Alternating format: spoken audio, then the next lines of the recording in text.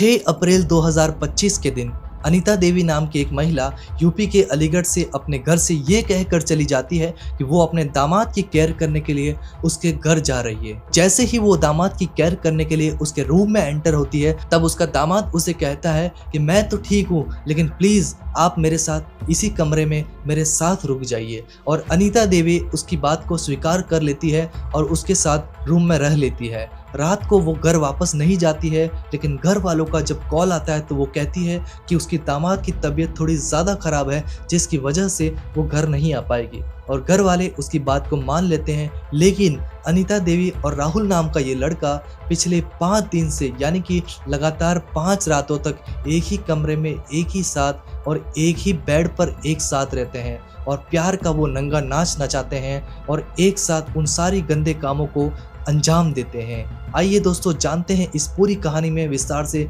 क्या हुआ था इन 5 रातों में। वेल गाइस, ये अनीता देवी नाम की महिला और जितेंद्र यादव जो कि इसका हस्बैंड है, ये दोनों यूपी के अलीगढ़ के अंदर रहते थे।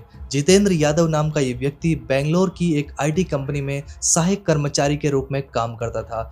बेंगलोर से वो कभी कभी अलीगढ़ में कुछ फेस्टिवल मनाने के लिए आता रहता था और बीच में अपनी वाइफ से मिलने भी आता था। इन दोनों की शादी को 20 साल हो चुके थे और 19 साल की एक लड़की भी थी इनके पास। 19 साल की जब लड़की हुई तब इन दोनों ने निश्चय किया कि इसकी शादी कर लेनी चाहिए और इसके लिए लड़का ढूंढते हैं। बहुत सारे लड़कों को जब इन्होंने देखा और बहुत को रिजेक्ट किया, तब राहुल नाम का एक लड़का इनको पसंद आया। राहुल नाम का जब लड़का पसंद आया तो उसकी फैमिली के साथ इन्होंने बातचीत किया और दोनों कपल को मिलवाया और इनकी पसंद नापसंद के बीच में बात हुई और तब जाकर इन्होंने राहुल नाम के इस लड़के को शिवानी के साथ शादी करने के लिए कंफर्म किया।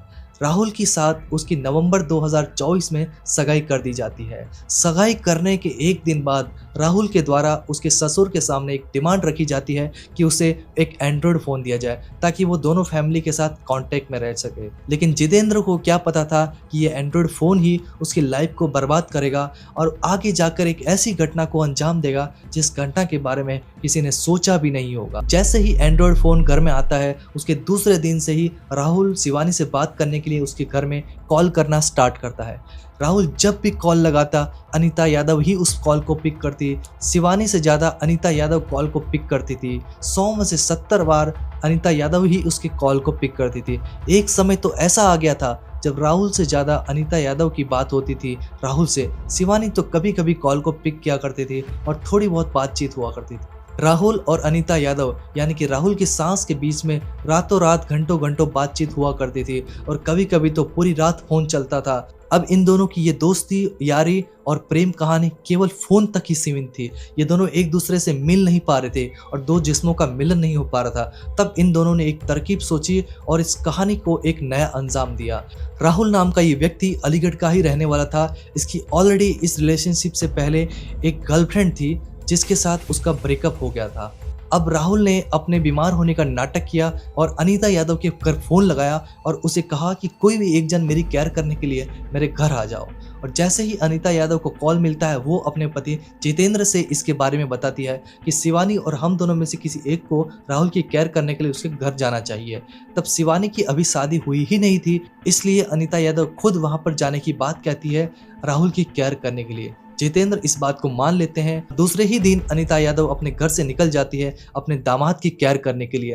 अनीता यादव जैसे ही अपने दामाद के घर उनके कमरे में जाती है तो दामाद उसे कहता है, प्लीज़ आप रुक जाइए, मैं तो पूरी तरह से ठीक हूँ। और 5 दिन तक लगातार ये लोग एक साथ रहते हैं। जिस दिन अनीता यादव उसके घर जाती है तब उसको रात को घर वापस लौटता था, लेकिन वो घर लौटती नहीं है। और फिर बाद में घर वाले उसे कॉल करते, तब वो घर वालों को ये कहती है कि राहुल की तबीयत थोड़ी ज़्यादा ख़राब है, जिसकी वजह से वो रात यहीं रुकेगी। और घर वाले उसकी इस बात को मान लेते हैं और उसे वहाँ रुकने के लिए कह देते हैं। उसके बाद अनीता यादव लगातार 5 रातों तक उसके साथ एक ही बेड पर एक ही कमरे में एक साथ रहती है। ये दोनों एक साथ वो सारे गंदे कामों को अंजाम देते हैं जिसके बारे में इन्होंने फ़ोन पर बहुत घंटों तक बात किया करते थे। अब जितेंद्र यादव जो कि राहुल का ससुर था, उसे इस बात का थोड़ा थोड़ा शक हो रहा था कि यहाँ पर कुछ खिचड़ी पक रही है। वो तुरंत अनीता यादव को कॉल लगाता है और उसे घर वापस आने की बात कहता है। लेकिन अनीता यादव उसे कहती है कि वो दूसरे दिन घर पे आ जाएगी और अनीता यादव दूसरे दिन सुबह वापस उसके घर पे आ जाती है। जैसे ही घर पे आती है उसकी शादी के कार्ड भी आ जाते हैं। शिवानी की शादी के कार्ड उसके घर पे आ जाते हैं। अनीता यादव को इसके बारे में पता चल जाता है। अनीता यादव उसके हस्बैंड जितेंद्र से कहती है कि मेरी बहन जो थोड़ा दूर रहती है उसके घर पे सबसे पहले इस शादी के कार्ड को बांट देना। और जितेंद्र उसके घर पे कार्ड बांटने जाता है। शाम हो जाती है, रात को लेट आता है वो। जब घर पे आता है तब अनीता यादव घर पे नहीं थी। जितेंद्र जब अपनी बेटी शिवानी से कहता है कि तुम्हारी माँ अनीता यादव कहाँ है, तब शिवानी बताती है तो माँ तो 4:30 बजे से ही घर से बाहर गई है, अभी तक लौटी ही नहीं है। लेकिन रात के 9 बजे तक इंतजार करने के बाद वो अपनी वाइफ को कॉल लगाता है, नहीं उठाती है वाइफ। फिर बाद में राहुल को कॉल लगाकर कहता है कि तुम्हारी और अनीता के बीच में जो प्यार की खिचड़ी पक रही है वो अच्छी तरह से जानता है। लेकिन राहुल उसकी बात को नज़रअंदाज करता है और उसके कॉल को काट देता है। और थोड़ी देर बाद अनीता यादव राहुल को कॉल करती है और उसे बताती है कि वो थोड़ी देर में घर आने वाली है। लेकिन पूरी रात इंतजार करने के बाद जब सुबह उसे होश आता है तब वो देखता है कि अनीता यादव अब तक घर पे नहीं आई है। फिर वो अपने रिलेटिव्स और अपने फ्रेंड्स को बताता है इसके बारे में। उसके फ्रेंड्स उसे सलाह देते हैं कि सबसे पहले घर के अंदर जो कैश था और गहने थे वो चेक करो। वो तुरंत अपनी अलमारी में जाता है, तब उसे पता चलता है कि 3.5 लाख रुपए और जो गहने बनवाए थे उसने अपनी बेटी के लिए, वो सारे के सारे गायब है। जितेंद्र यादव इस हालत में था कि उसे कुछ सूझ ही नहीं रहा था। तुरंत पुलिस को फोन मिलाता है और उसके बारे में सारी चीजें बताता है कि उसके घर से कैश और गहने बरामद है और उसकी वाइफ उसे छोड़कर चली गई है, उसके दामाद के साथ भाग चुकी है। पूरी लव स्टोरी के बारे में पुलिस को बताता है। पुलिस सबसे पहले इस केस में ज्यादा इंटरेस्ट नहीं लेती है, लेकिन बाद में थोड़ा प्रेशर बनने के बाद पुलिस इन दोनों को ढूंढना स्टार्ट करती है। अब ये दोनों खुले आजाद पंछी की तरह उड़ रहे थे, एक शहर 2 शहर घूम रहे थे। दूसरे सिटी में जाकर इन्होंने अपना फोन स्विच ऑफ कर दिया था। इसका कारण ये था कि ये दोनों चाहते थे कि पुलिस को लगे कि ये लास्ट लोकेशन यहीं की है। लेकिन बाद में नेपाल बॉर्डर के पास पुलिस ने इन दोनों को हिरासत में ले लिया और इन दोनों ने सरेंडर कर दिया। सबसे हैरानी की बात तो तब हुई जब अनीता यादव ने अपनी सारी बातों को बताना स्टार्ट किया। अनीता यादव ने बताया कि उसका हस्बैंड एक नंबर का निकम्मा आदमी है। 20 साल हो गए शादी को, लेकिन वो उसे प्यार नहीं दे पाया।